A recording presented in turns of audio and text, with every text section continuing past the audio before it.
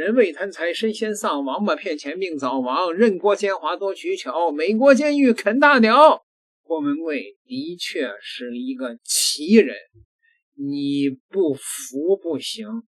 你们有没有听说过一个在中国的福布斯富豪榜上身价有上百亿人民币的富豪，回头变成了一个诈骗犯呢呀？变成了一个在美国专职搞诈骗搞邪教的人呢？只有郭文贵一个。当然了，那个富豪榜上的人进监狱的有的是，但是像郭文贵这样生命不息诈骗不止的就这一个。那有人说贾跃亭人家老贾没进去呢啊，各位别胡说啊。郭文贵那算是独一份。最新的情况，郭文贵仍然在监狱中遥控蚂蚁帮继续诈骗。通过喜国200斤的公主郭美的传话是这样的：战友们好啊！今天伴随着雨后凉爽的微风来到了 MDC 见到了龟孙十分顺利今天的探视家属比以往都多呀。龟孙和他的同监室的几位朋友一起下来，包括第一次有家属探视的前总统马杜罗呀，我们互相还打了招呼呢。龟孙笑着说：“我们俩天天在楼上一起看球呢，非常热闹呢。今天贩卖机里还有什么吃的呀？没什么吃的，连可乐也没了，买了冰茶和粉大花生米了。坐下来仔细的看着这个龟孙今天的状态比上周的好了很多了那个龟孙说不必担心他的身体情况恢复的很好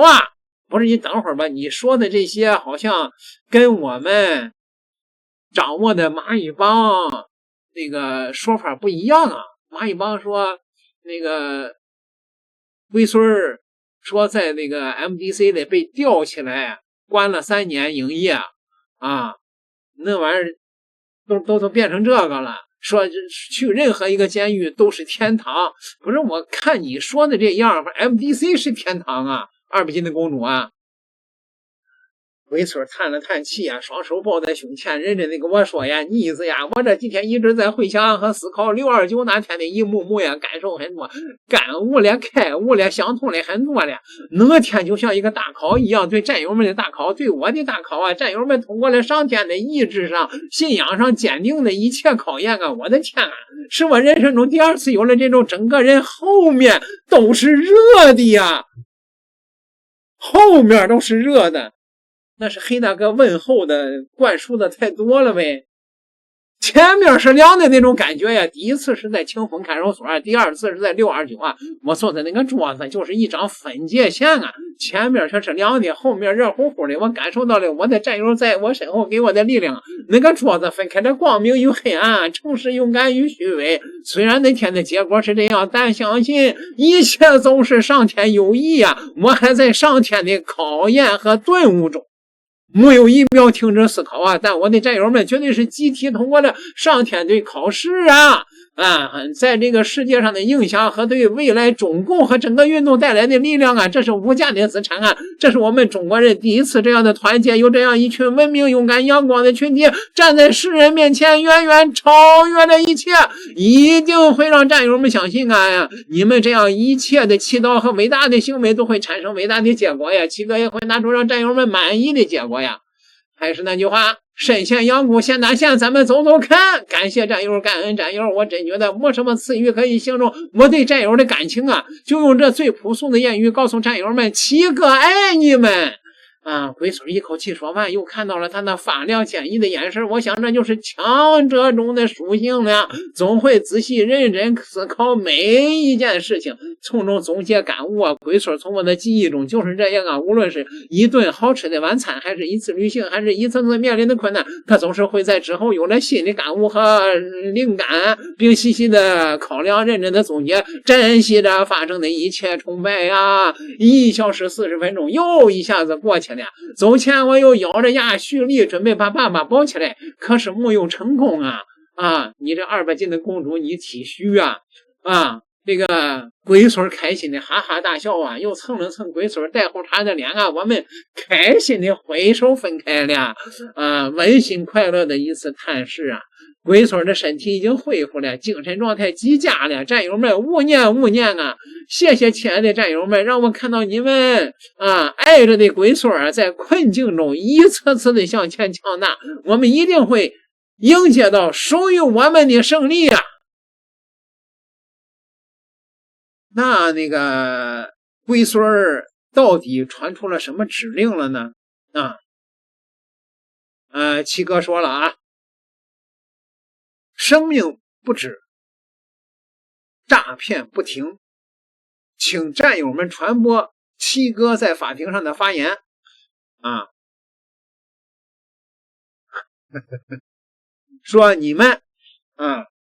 要继续使用盖特并提建议啊，各农场工作不要丝毫松懈，对吧？那个对坏人挑拨离间不要搭理，要团结。七哥一天都没有停止战斗，是吧？那个七哥的眼睛还有些模糊，但精神状态越来越好。说建国250周年，美国的启示，华盛顿、林肯都在初期犯过错误，没有倒下，没有放弃，总结失败教训以后继续战斗，最终完成了使命。七哥就跟他们一样灭共是全球性的，共产主义是人类公敌，中共只是其中最大的一个，全球正在觉醒，进入全球灭共的阶段。不是七哥，你这好多年来你在监狱里边用屁眼灭共啊，您真是辛苦了呀！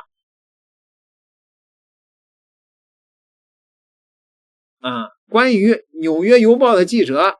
米兰达对七哥的攻击一定战友们一口咬定拜登硬盘就是我郭文贵最先爆出来的这不是又是打脸几年前自己的那个说法吗？对吧？说这个鸡翻身夏季大促销就是那个郭文贵的那个蚂蚁帮的制服鸡翻身继续诈骗，对吧？关于媒体的报道说七哥装病，对吧？你们不要在意，传播七哥庭上的发言，七哥在几周内可能会转移监狱那个说任何地方都比 MDC 好MDC 极其恶劣，吊起来3年没见阳光这个说姘头王艳平不要放弃信仰和选择，艳平最近打了很多电话，状态很好说联盟这个即将推出更多的英文内容，生命不息，诈骗不止但是呢他这个诈骗连他们蚂蚁帮的这个老人都说了，这个老姜老姜原来可能花了大价钱买了一堆的洗币还买了一堆的这个所谓的灭共卡现在零成交了，价值归零成交了，那是真完犊子了。地狱之门已经为青藤缓缓打开买卡吃卡，等待着富科敌国的真战友们。啥也不说了，其实大家都心知肚明七哥是上天派来专门收拾傻逼的，这是物理上的傻逼。七哥如果在那天要是回来了，七哥如何去面对联盟的这帮坏嘎嘎？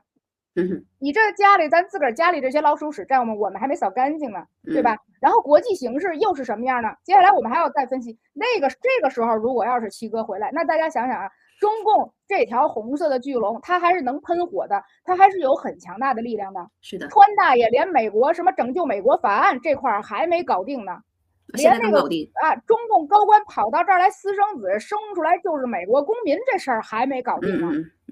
如果这个时候大家想想七哥要是出来的话，那得有多少像就是哈利波特里边的那个跟着伏地魔混的那些食死徒会扑向七哥呢？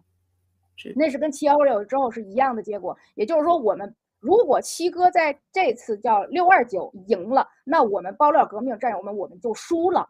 我不知道大家明白不明白这里边的逻辑，就是一定要让七哥被判刑了，最终灭共这件事儿才能赢。没错，这个明白吧？大家想想啊。懂。对。所以我就跟大家说，这个属于就是说，我觉得认为这应该是最高级别的一个就是政治黑幕的一个被揭露了，就是这个加巴德。我看从19号那天开始，好多战友都在发，其实这个应该是广泛传播的，就是加巴德去解密了那个福奇的给武汉实验室去做资助的这个资助，他那叫什么增强性实验是吧？没错，增强性实验那个，就是其实我认为这个就是629那天就是检方迫不及待的就要给七哥判刑的一个最主要的一个原因，为什么呢？啊，也是变脸的那个最大的一个原因。然后呢，也是让我看联盟里有些人还乐得挺开心的一个重要原因吧，是吧？所以这30年根本就不是一个普普通通的一个经济案啊，就是七哥是谁的眼中钉肉中刺呢？中共整个黑暗势力黑暗势力 Deep State， 什么大型的那个要盈利的那些药重启的这帮混蛋，对，就是这帮混蛋的七哥就是他们的眼中钉肉中刺，所有才有了这一次叫做联合灭口。对，不夸张吧，周哲？这就是联合灭口的一个政治绞杀。这就说白了，这个加巴德是个什么人呢？他是去年这时候吧，不是去年冬天2月份1、2月份的时候，我记得是不到1年，不到1年，1年半。我觉得我印象中数过，好像到现在是1年半，几乎是吗？他对1年半，应该是1年半，应该是去年不是1月份就2月份的事儿。是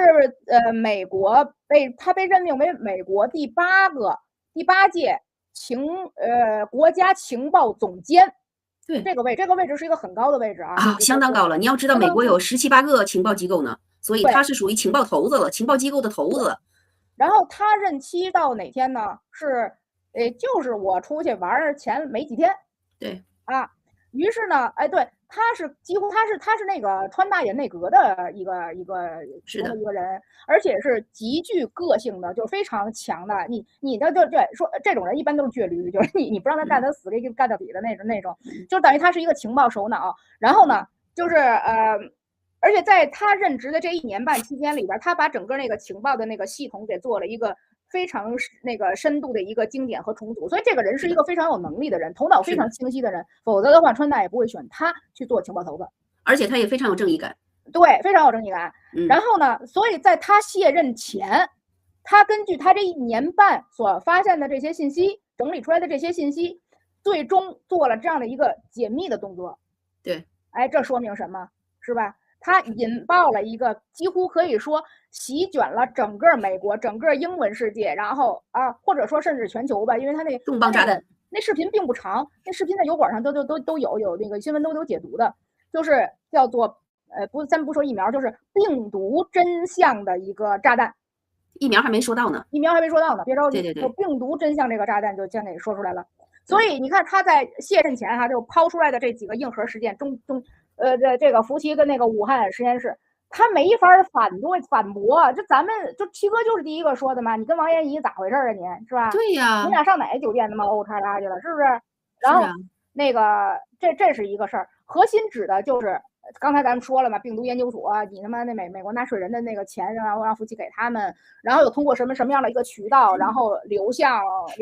中共，然后中共给了武汉实验室，然后你们又做的什么实验。是吧？那实验咱就不解释了啊。2020年的时候铺天盖地的，大家都在说这个嘛，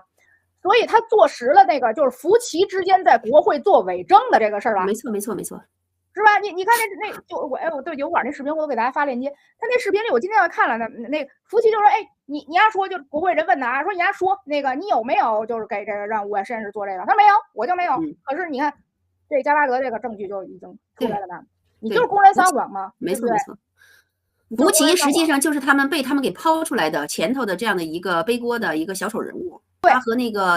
叫什么比尔盖茨，他俩都属于这样的人物。对，后面的大佬说什么？这加巴德里边说什么呀？说那个就是掩盖的时代结束了。然后我等会儿这儿有这个文件，我这看啊，说即使乔拜登是在2025年1月离任前给福奇发了一个预先总统那个赦免令，啊，签字笔签的那个啊，其实没有用赦免命，无法阻挡后续的司法起诉和历史清算，对吧？这个还不是重点，还有一个重点，哎，就挠着那中共的那痒挠，我跟你说那痒毛了。什么呢？就是这报告里提到了咱法治基金和法治社会，而且提到了七哥，提到了班农，就是几乎是给七哥的给予了肯定。就这个战功是一个最高级的一个背书。没错。我当时我看那个报告的时候啊，我还拿这翻译看。